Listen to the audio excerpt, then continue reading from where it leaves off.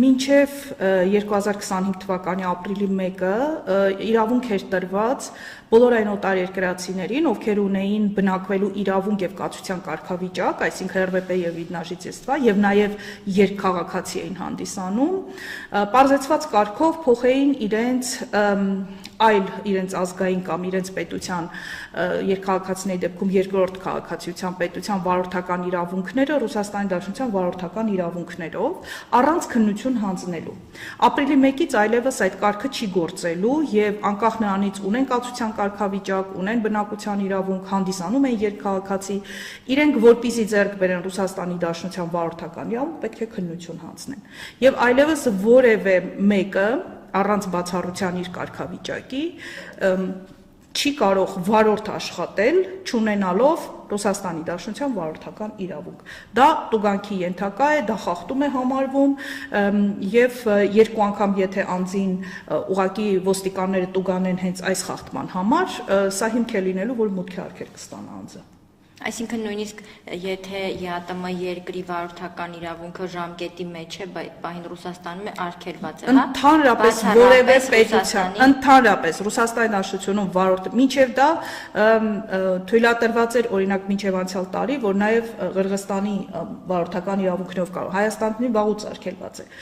բայց դա էլ են հանել, ընդհանրապես որևէ պետության վարորդական իրավունքով վարորդ աշխատել հնարավոր չէ։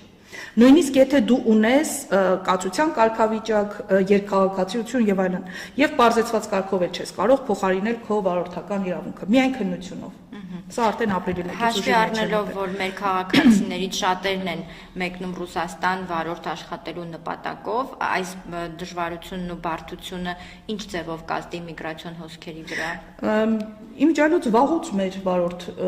աշխատող քաղաքացիները իրավունք չունեին Հայաստանի Հանրապետության վարորդական իրավունքներով վարորդ աշխատել, բացառապես կարող էին իրենց անձնական մեքենան վարել, որը հիմա էլ կարող են իրենց անձնական մեքենայով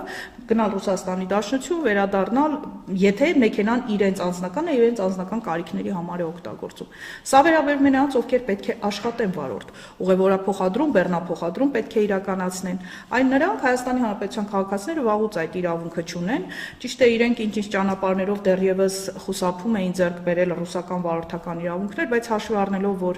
փետրվարի 5-ից խստացումները մեծ ծավալով ուժի մեջ են մտել, հիմա դա